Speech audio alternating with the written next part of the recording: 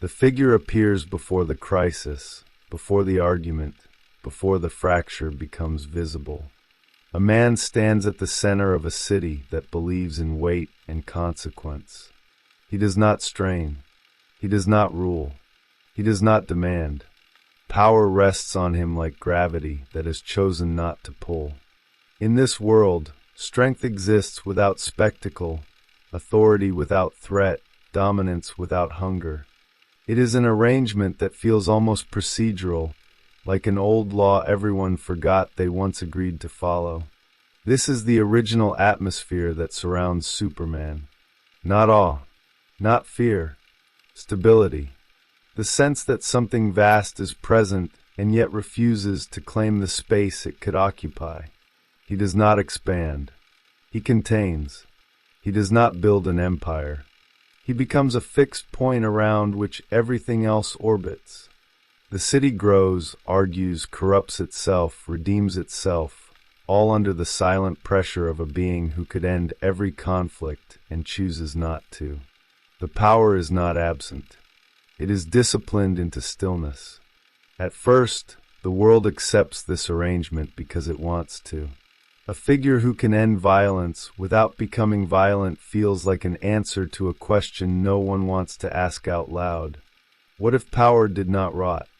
What if the throne stayed empty, even when someone strong enough to claim it stood right beside it? What if restraint was not weakness but structure? The fantasy settles easily because it reassures rather than challenges. It promises safety without cost. But this promise contains a fault line. It always did. A system that includes absolute power and insists on moral incorruptibility is not neutral. It is unstable in a quieter way. It asks the surrounding culture to believe in a form of purity that contradicts everything it knows about itself. The city accepts the presence of Superman, but it does not reorganize its values around him. It keeps its hierarchies, its incentives, its small violences. His existence becomes an exception, not a standard. A miracle placed inside a marketplace.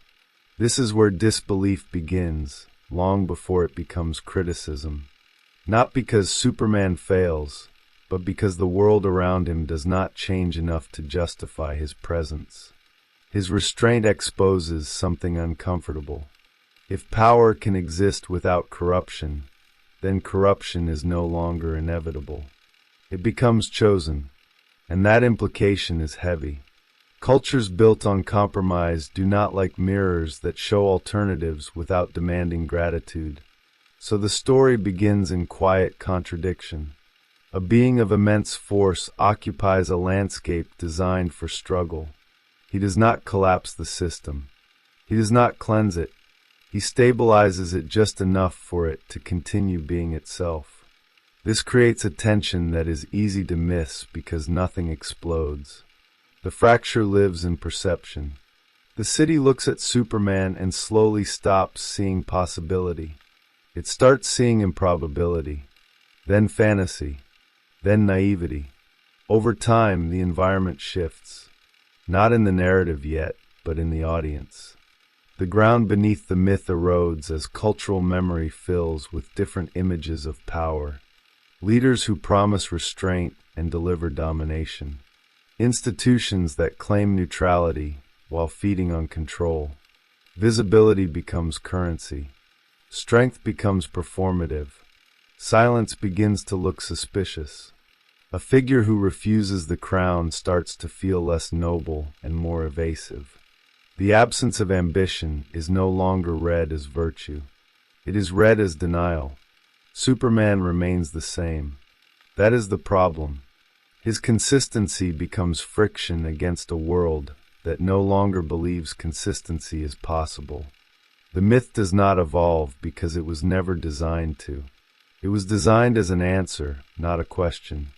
It stands there, unchanged, while the culture around it fractures into camps that believe power must either dominate or be destroyed. There is no room left for power that simply holds. This is the moment before tension becomes conflict. The city still stands. The symbol still flies. The costume still reflects light instead of shadow. But the audience has shifted its weight. The collective gaze no longer rests comfortably on the figure in the sky. It measures him. It tests him. It waits for the inevitable fall, because everything else with power eventually falls. The belief is not hostile. It is defensive.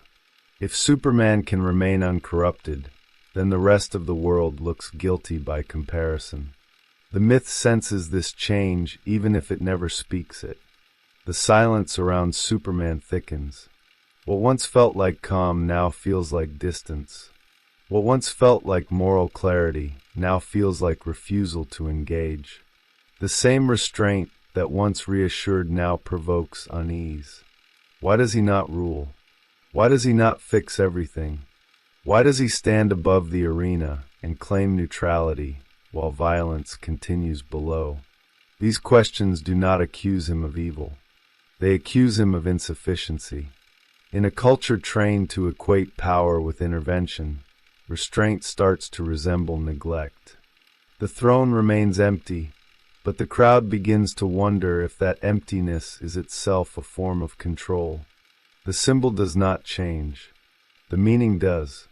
This is the silent prelude to disbelief. Not a rejection of Superman as a character, but a rejection of the idea that power without corruption can exist inside a world that understands power only through damage. The myth does not shatter yet. It stands intact, but it is no longer trusted. And once trust erodes, even the strongest foundation begins to feel provisional. The crisis has not arrived. No villain has stepped into the light. No city has fallen. But the pressure is already there, pressing upward from the culture into the myth itself. A force waiting to test whether restraint is strength or avoidance. Whether purity can survive visibility. Whether a figure who refuses the crown can remain credible in an age that believes every throne is claimed eventually. The system is in motion now. Quietly. Inevitably.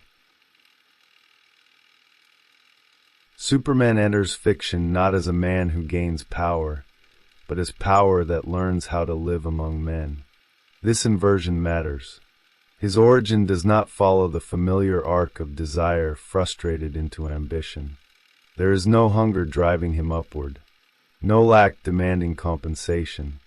He arrives complete, already beyond every human scale, and is then asked to compress himself into a world built on limitation. From the beginning, the tension is not about acquiring strength, but about managing excess without collapsing the surrounding structure. The environment that receives him is crucial. He does not land in a vacuum, but in a culture defined by fragility. Economic instability, urban crime, political anxiety, and a deep faith in progress that constantly contradicts lived reality. This world believes in power because it fears chaos, yet distrusts those who wield it because it has seen too many crowns rot. Superman becomes a solution that does not demand sacrifice. He offers protection without allegiance, intervention without domination. He fits the fantasy of a benevolent force that can stabilize the center while leaving the periphery untouched. Clark Kent is not a disguise in the theatrical sense. He is a compression chamber, a way to reduce pressure so the system does not rupture. The mild-mannered persona is not an act of deception aimed at others, but a regulatory mechanism aimed inward. It structures restraint. It gives shape to humility so that power does not expand by default. In this sense, Clark is not hiding Superman. He is containing him. The farm boy ethos, the awkward pauses, the deliberate slowness of movement are all methods of resisting the natural pull of dominance. This internal architecture reflects an ethical choice rather than a psychological wound. Superman is not driven by guilt or fear of himself. He is driven by a decision made early and reaffirmed constantly. Power must not become the center of identity. It must orbit something else: community, continuity, a belief that the world must be allowed to struggle, fail, and rebuild without being overwritten by a single will. His refusal to rule is not passive. It is active containment. Opposite this structure stands a world increasingly uncomfortable with containment. The cultural logic surrounding Superman evolves faster than the character himself. As societies become more visible, more polarized, more obsessed with spectacle, power is no longer understood as something that stabilizes quietly. It is expected to perform, to declare itself, to choose sides publicly and aggressively. Neutrality begins to look like complicity. Restraint looks like a refusal to engage with reality as it now presents itself. This shift reframes Superman's moral position. What was once read as strength through discipline begins to read as avoidance. His ethics, which rely on long horizons and structural patience, collide with a culture that lives in acceleration. Crises demand immediate resolution. Visibility demands constant response. The idea that someone could intervene only to the extent necessary and then step back feels inadequate in an environment that equates care with saturation. The symbolic opposition to Superman is not simply the villain who wants to destroy him, but the system that wants him to become something else. A ruler, a general, a final answer. Even his enemies often mirror this demand. They do not just want to defeat him. They want to prove that restraint is impossible, that absolute power inevitably seeks absolute control. Each challenge is less about physical threat and more about forcing him to cross a line that would collapse the myth from within. This is why figures who oppose Superman often fixate on exposure rather than conquest. They want to drag him into the arena of necessity, where choices are framed as zero-sum and hesitation equals weakness. They want him to admit that saving everyone is impossible, that choosing some lives over others is unavoidable, that purity fractures under pressure. If they succeed, the world does not need to defeat Superman. It only needs to stop believing in him. The audience mirrors this dynamic. Early iterations of the myth emerged in a period hungry for reassurance. The idea that someone could be stronger than institutions and yet refuse to dominate them felt radical and comforting. Over time, that reassurance curdles into suspicion. The question shifts from can power remain good to why would it choose to? As cultural narratives grow darker and more cynical, optimism begins to feel naive rather than aspirational. Superman's ethical clarity becomes a problem because it does not evolve through compromise. He does not negotiate with corruption. He contains it. He intervenes at the level of consequence, not cause. This preserves the system while exposing its failures.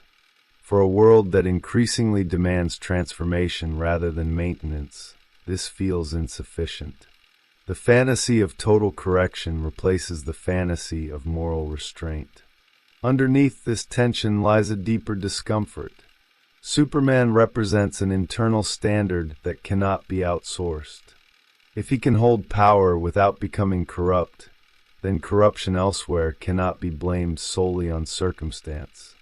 It reveals choices, structures, desires.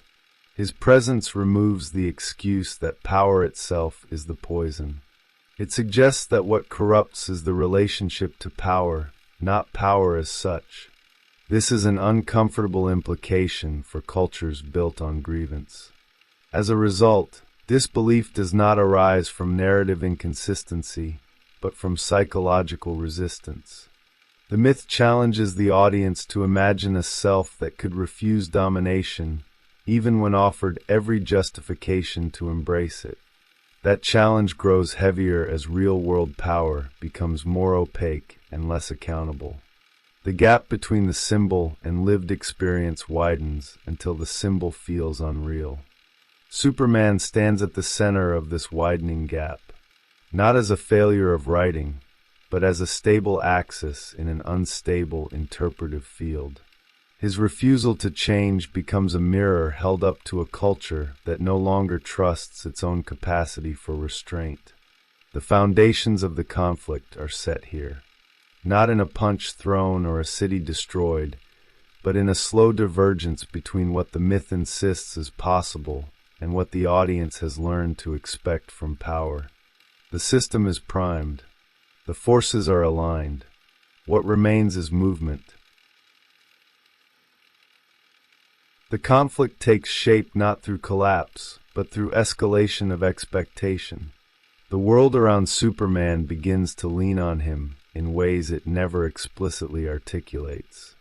Each intervention, measured and restrained, recalibrates the threshold of what is considered acceptable. Violence that would once have been unthinkable becomes tolerable if it stops short of catastrophe.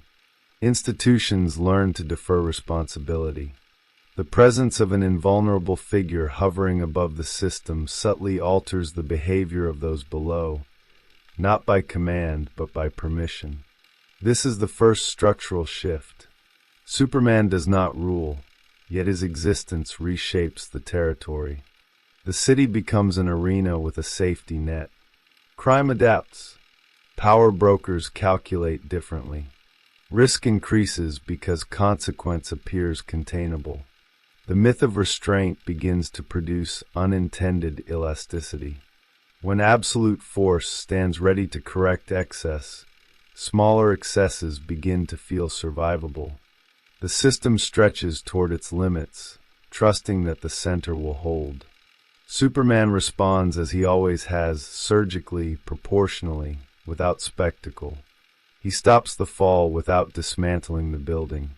He saves the city without interrogating why the conditions persist. This is not blindness. It is fidelity to a principle. He refuses to become the author of the world's moral architecture. His role is containment, not redesign. Yet each act of containment reinforces the very structures that generate the crises requiring his presence. The audience begins to sense this loop. The myth no longer reads as pure intervention, but as maintenance of an unstable equilibrium. Superman becomes a stabilizing wall that allows pressure to accumulate behind it. He absorbs shock so others do not have to change. The restraint that once symbolized ethical clarity now appears complicit in stagnation. Not because it is wrong, but because it prevents rupture, and rupture is increasingly imagined as the only path to transformation. Oppositional forces emerge from within this logic, not as monsters, but as arguments given form. Figures arise who insist that Superman's refusal to rule is itself an assertion of power, that standing above the fray while claiming neutrality is a privilege only the invulnerable can afford. These challenges do not initially threaten him physically. They threaten the narrative that allows him to remain uncontested. They question the legitimacy of restraint in a world that demands accountability through dominance. Superman engages these challenges carefully. He listens. He intervenes only when lines are crossed. He refuses to escalate rhetoric into control. This consistency is meant to preserve trust. Instead, it exposes asymmetry. His calm reads as indifference to those who live within constant urgency. His long view clashes with a culture compressed into immediacy. The space between his ethical horizon and the public's shrinking patience becomes a visible fault line. The first true polarization begins here, not between good and evil, but between containment and transformation. Superman embodies the belief that power should reduce harm without reshaping desire. His challengers embody the belief that power exists to impose order when systems fail. Neither position is irrational. Both claim moral ground. The arena shifts from physical confrontation to symbolic territory, where meaning itself becomes contested ground. The media environment amplifies this shift. Visibility accelerates judgment. Every restraint is framed as hesitation. Every refusal to dominate is reframed as refusal to lead. The myth that once functioned through distance is dragged into constant exposure. Superman's silence, once a sign of humility, becomes unreadable. In a culture trained to equate presence with noise, quiet authority dissolves into ambiguity. This movement does not break the character. It tightens the system around him. Each demand for escalation tests whether restraint can survive pressure without becoming dogma. Each crisis asks the same question from a different angle. How long can power refuse to choose sides before the refusal itself becomes a side? Superman continues to answer the same way, and the world continues to change around that answer. By the end of this phase, the conflict is no longer hypothetical. The city has learned to expect salvation without sacrifice. Oppositional forces have learned to weaponize urgency. The audience has learned to doubt stillness. Superman remains at the center, unmoved, yet increasingly isolated by the very consistency that once made him trustworthy. The system has crossed its first threshold. Containment has become contested ground. The next movement will not ask whether restraint is possible. It will ask what it costs.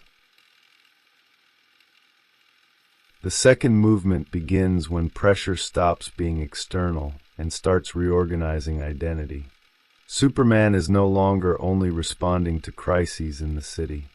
He is responding to the way those crises now frame him. The arena tightens. Every act is interpreted. Every absence is amplified. The space between intervention and authority collapses into a single question. If he can stop this, why does he not stop everything? This is not a rhetorical demand. It becomes structural. Institutions begin to shift responsibility upward without naming it. Political leaders reference his presence without consulting him. Public expectation hardens into entitlement. The safety net that once allowed elasticity now functions as a dependency. Superman's restraint, designed to preserve autonomy, begins to erode it indirectly. The system learns that escalation will summon him, and so escalation becomes strategy. Opposition adapts accordingly. The new antagonists do not seek destruction. They seek exposure. They design situations where any response confirms their thesis. If Superman intervenes forcefully, he proves that domination is inevitable. If he intervenes gently, he proves that restraint is ineffective. If he does nothing, he proves that power without control is hollow. The conflict becomes asymmetrical, not because Superman is weaker, but because the terrain has shifted from force to meaning. He senses this shift, not as fear, but as weight. The gravity he has long resisted begins to pull at his identity. Each choice carries symbolic excess. Saving a city now implies endorsement of the structures that allowed it to burn. Refusing to dismantle corrupt systems reads as protection of them. The line between containing harm and enabling it blurs under constant visibility. Superman does not change his ethics, but the environment recodes them. This is where the internal architecture strains. Clark Kent no longer functions as a sufficient compression chamber. The distance between the man who believes in patient continuity and the symbol demanded by the public grows too wide. The mildness that once regulated pressure now looks performative. The humility that once grounded power now looks like a mask. Not because it is false, but because the culture no longer recognizes sincerity without aggression. Superman is forced into articulation. Not speeches, but decisions that cannot be undone. He begins to encounter scenarios where containment itself becomes a form of violence, where stopping the immediate harm preserves a structure guaranteed to reproduce it. Each time he chooses restraint, the system absorbs the lesson and sharpens its edge. Each time he considers escalation, he confronts the abyss his entire identity was built to avoid. Polarization accelerates. Supporters frame him as the last barrier against collapse. Critics frame him as the reason collapse is deferred rather than resolved. The middle ground erodes. Neutrality becomes a myth. The city no longer orbits him calmly. It pulls at him from opposite directions, each claiming moral urgency. The center becomes a battlefield precisely because it refuses to declare itself a throne. In this phase, the myth begins to fracture internally, not into corruption, but into contradiction. Superman realizes that his presence has become foundational in ways he never intended. The system has reorganized around his refusal to rule, turning that refusal into a silent guarantee. By staying above the arena, he has become its ceiling. By declining the crown, he has become the wall against which others push. This realization does not lead to despair. It leads to clarity. The purity of restraint cannot survive infinite pressure without either breaking or transforming. Superman understands that remaining unchanged may no longer preserve what he was meant to protect. Yet changing risks validating every argument against him. The choice is no longer between good and evil. It is between two forms of loss. The audience feels this shift as well. The fantasy of effortless goodness dissolves. What remains is a figure trapped between incompatible demands, not because he is flawed, but because the system now requires a sacrifice it once promised to avoid. Power without corruption begins to look less like a solution and more like a provocation. The question is no longer whether Superman can stay good. It is whether goodness can survive being central. By the end of this movement, inevitability sets in. The conflict has outgrown individual intention. The city is no longer a place to be saved. It is a structure pressing inward. Superman stands at the center of accumulated expectation, pressure, and projection. The next movement will not escalate the argument. It will force it to crystallize. The third movement begins when pressure stops accumulating and starts collapsing inward. The system no longer tests Superman to see what he will do. It tests him to see what he is willing to become. The arena narrows. The city is no longer just a territory to be protected, but a mirror reflecting the consequences of his presence. Every structure now carries his shadow, even when he is absent. Crises emerge that cannot be solved through containment alone, not because they are larger, but because they are designed to expose the limits of restraint. They force him into positions where any outcome reinforces the same conclusion. Saving lives preserves a system that generates disposable lives. Dismantling the system requires an authority he has refused to claim. The conflict no longer offers clean interventions. It offers only thresholds. Superman feels the weight of inevitability not as fear, but as gravity finally asserting itself. For years, his power resisted pull. Now the mass of expectation bends the space around him. He becomes a center of pressure rather than balance. The city no longer stabilizes around him. It leans. It demands. It fractures along the lines of what he refuses to do. Oppositional forces exploit this moment with precision. They no longer argue that he should rule. They argue that he already does. That every act of restraint is an invisible decree.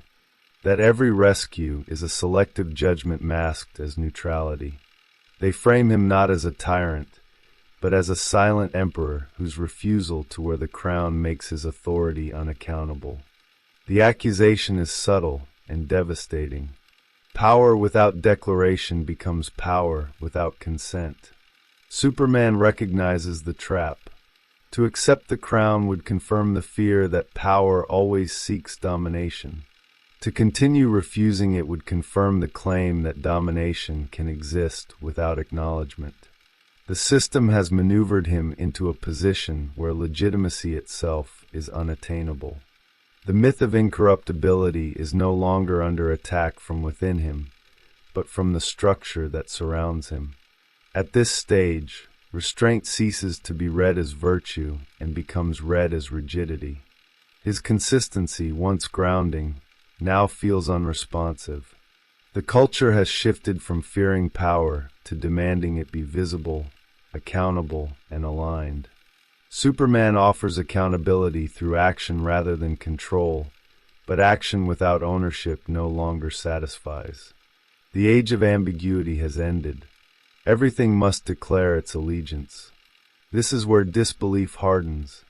Not disbelief in Superman's goodness, but disbelief in the coherence of the role he occupies. The audience no longer doubts his intentions. They doubt the feasibility of his position. A figure who can do everything but chooses to do only some things begins to feel less like a protector and more like a limit. His presence caps the imagination. If even he will not remake the world, then perhaps the world is beyond remaking. Superman stands at the center of this realization. He has not failed. He has succeeded too well. His refusal to corrupt has exposed corruption as systemic rather than individual. His restraint has revealed how deeply the system relies on invisible enforcement. By refusing to dominate, he has forced the culture to confront its own desire for domination without a face.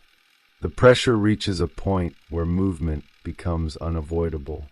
Not a fall, not a turn to tyranny, but a recognition that the myth cannot remain static without becoming brittle. Superman understands that the original promise of power without corruption was never meant to be proven endlessly.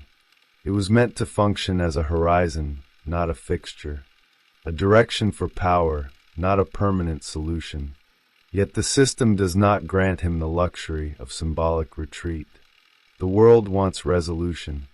It wants him to either ascend or abdicate, to become ruler or to leave the arena entirely. The middle space he occupies collapses under the demand for clarity. Ambiguity, once protective, becomes untenable. This is the crystallization point. Not a decision rendered, but a structure revealed.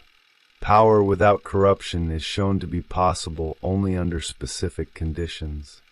Distance, trust, a culture willing to bear responsibility alongside it. When those conditions erode, the myth does not turn false. It turns unbearable. Superman remains who he has always been. That is the final tension of this movement. The world around him has changed the terms of belief. The throne still stands empty, but now it feels like an accusation rather than a promise. The conflict does not explode. It settles into form. What comes next is not escalation, but consequence. When the conflict passes beyond the figure at its center, it reveals what it was always shaping. Superman stops being read as an individual moral problem and becomes a cultural diagnostic. The question is no longer whether he can remain uncorrupted, but why that idea now feels implausible to so many. The myth begins to function less as reassurance and more as exposure. It shows the limits of contemporary belief about power itself. Culturally, Superman once occupied a symbolic territory that felt stable. He stood above institutions without erasing them. He intervened without reorganizing desire. His presence suggested that moral authority could exist without spectacle, and that restraint could anchor a system rather than weaken it. This model depended on a shared background assumption, that institutions, though flawed, were still corrigible, that trust, while fragile, was not extinct. As those assumptions eroded, the symbolic ground beneath Superman shifted. Modern audiences encounter power primarily through visibility. Authority announces itself constantly. It performs alignment. It frames itself as urgent, embattled, and necessary. Silence in such an environment is not neutral. It is suspicious. Superman's refusal to narrate his power, to justify it publicly, to bind it to an ideological banner, places him outside the dominant grammar of legitimacy. He does not speak the language of justification that modern power requires. As a result, his authority feels opaque. This opacity triggers projection. Viewers fill the silence with their own anxieties about control.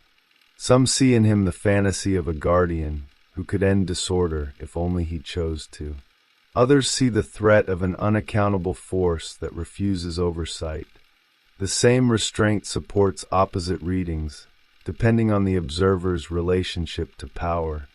Superman becomes less a character and more a reflective surface, amplifying cultural unease about leadership, intervention, and moral certainty. The symbolic arena expands beyond the city into the collective imagination.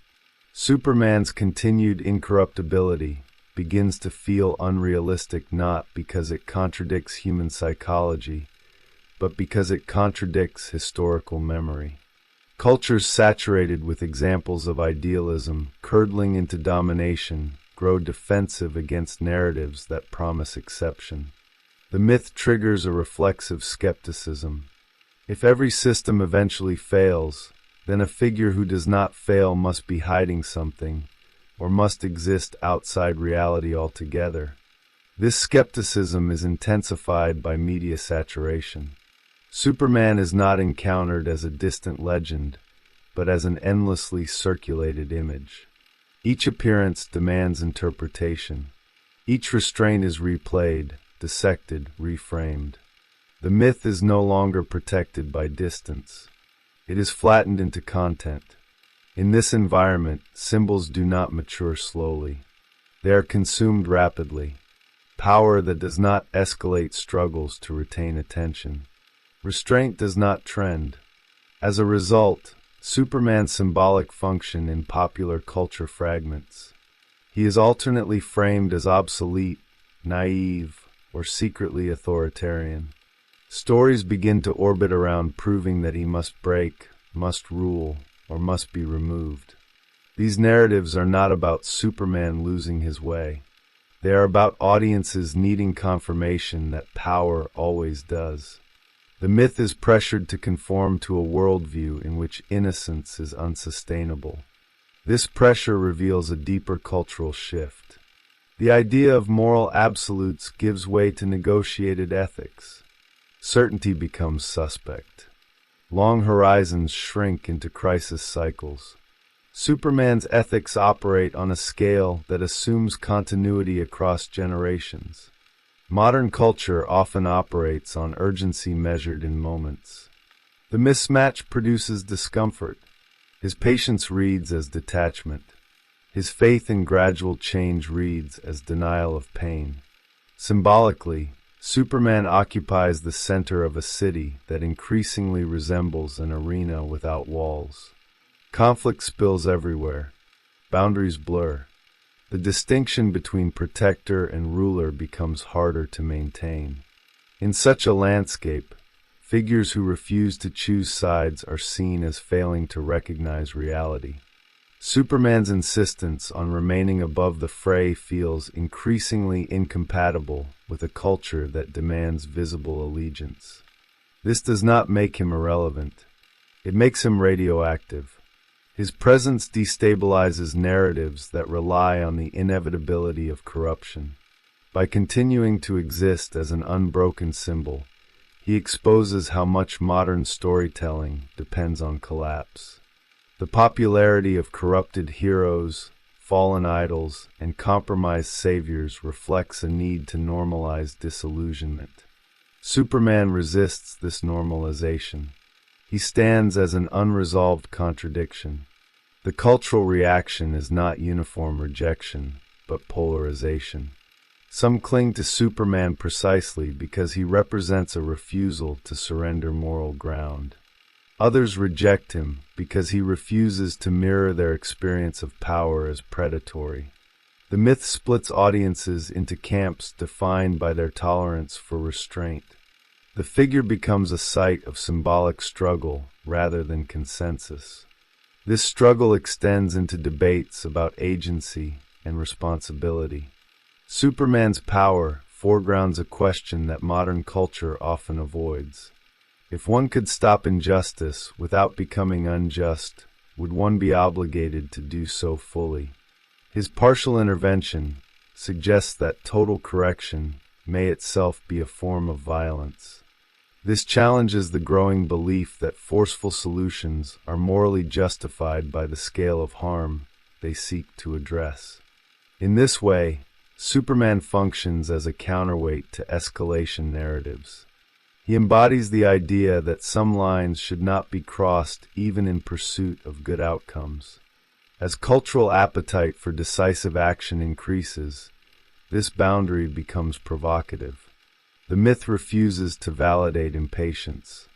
It insists on the cost of domination, even when domination promises relief. The symbolic meaning deepens when considering how audiences internalize the figure. Superman is not merely watched. He is measured against internal ideals. When he feels unbelievable, it reflects a loss of faith not in fiction, but in the possibility of internal restraint. The disbelief says more about the observer than the observed. It marks a cultural moment where power is assumed to corrupt because desire is assumed to be unmanageable. This assumption feeds into broader narratives of identity.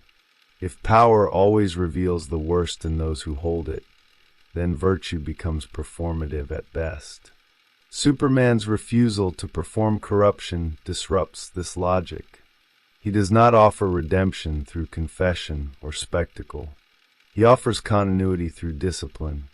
For many, this feels emotionally inaccessible. It does not mirror their experience of selfhood under pressure. The city around Superman thus becomes a symbolic map of contemporary anxiety. It is a place that demands protection while resenting the protector. It wants safety without submission, transformation without authority, accountability without hierarchy. Superman's presence makes these contradictions visible.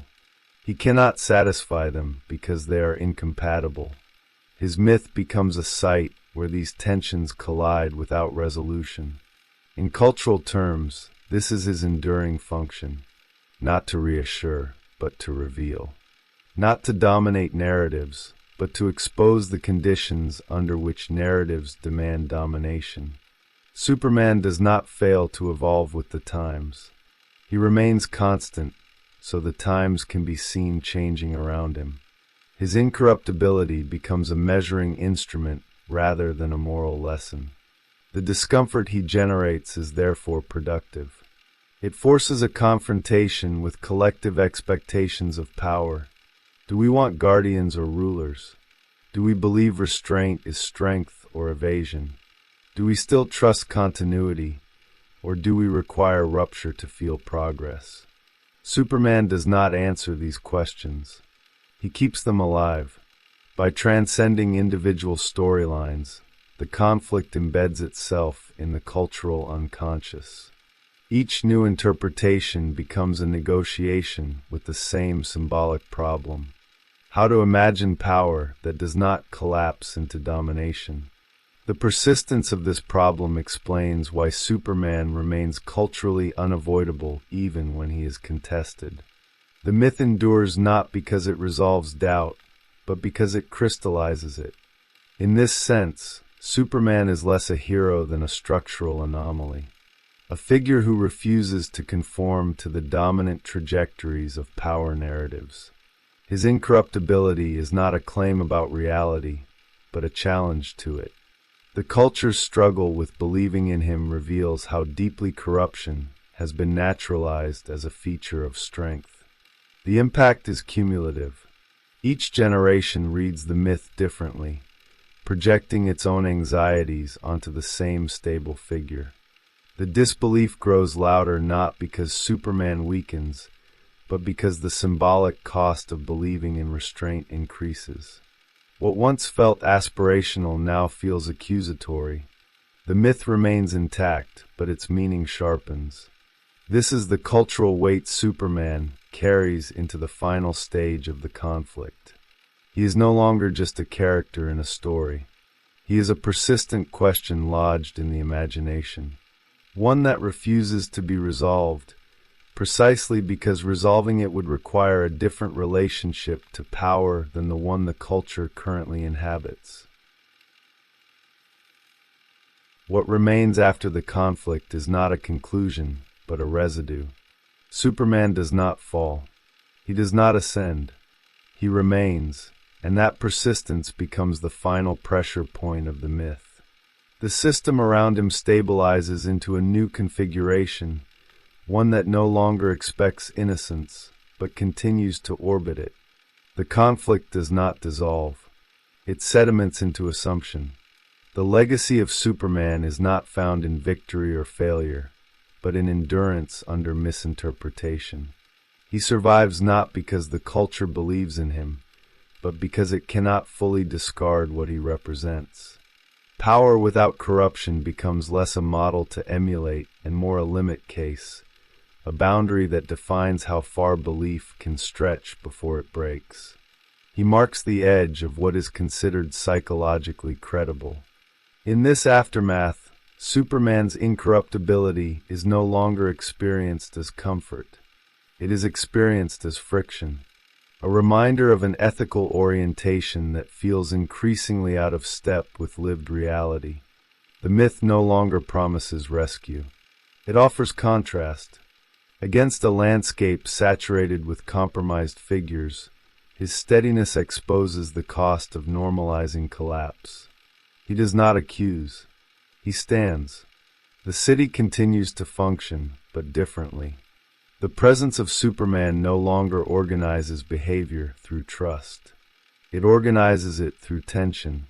Actors within the system plan around his restraint rather than believing in it. Institutions adapt to his predictability, incorporating his refusal to rule into their calculations. His ethics become a constant variable rather than a transformative force. This is not corruption. It is absorption. Symbolically, the empty throne hardens into architecture. It is no longer an invitation. It becomes a monument to refusal. Some see in it a quiet resistance to domination. Others see an abdication disguised as virtue. The ambiguity does not resolve. It becomes permanent. The myth loses its early clarity and gains density. It carries more meaning precisely because it no longer reassures. Superman's figure, unchanged, begins to function like a relic that still exerts force. He does not belong to the present moment, yet he shapes it by refusal. His continued presence denies the narrative closure that modern culture often demands. He neither redeems the system nor abandons it. He remains inside it without becoming its center. This unresolved position becomes his final form. The audience's disbelief settles into a quieter register. It is no longer outrage or cynicism. It becomes a background assumption that such restraint is unsustainable. And yet, the myth persists. It refuses to confirm that assumption. Superman does not break. He does not reveal a hidden hunger for control. He simply continues. This persistence becomes unsettling in its own right. Over time, the cultural function of Superman shifts again. He is no longer asked to solve the problem of power. He is used to frame it. His incorruptibility becomes a reference point against which all other narratives of authority are measured. Even stories that seek to dismantle him rely on his original structure to give their critique weight. The shadow needs the form it distorts. The aftermath is not catharsis. It is clarity without comfort. Power without corruption is shown to be possible, but not easily integrated. It requires conditions that modern systems resist. Distance, shared responsibility, a tolerance for unresolved tension. Superman's legacy is the demonstration that when these conditions vanish, the myth does not adapt. It endures as an unresolved question. In this endurance lies the final consequence. The culture does not stop needing Superman. It stops knowing what to do with him. He becomes a figure of ethical surplus, too stable for a world organized around crisis. His presence does not heal the fracture. It outlines it. He stands at the edge of belief, not to pull it back, but to show where it ends. The myth does not conclude because the problem it contains has not been solved. How to imagine power that does not demand domination. How to believe in restraint without mistaking it for avoidance. How to live with strength that refuses the throne. Superman offers no resolution. He offers a boundary condition. And so he remains, not as an answer, but as a structural remainder. A figure whose incorruptibility persists not to inspire faith, but to test it. The world moves on louder, faster, more certain of its disillusionment. Superman does not follow. He watches. He holds. He refuses. That refusal is the legacy.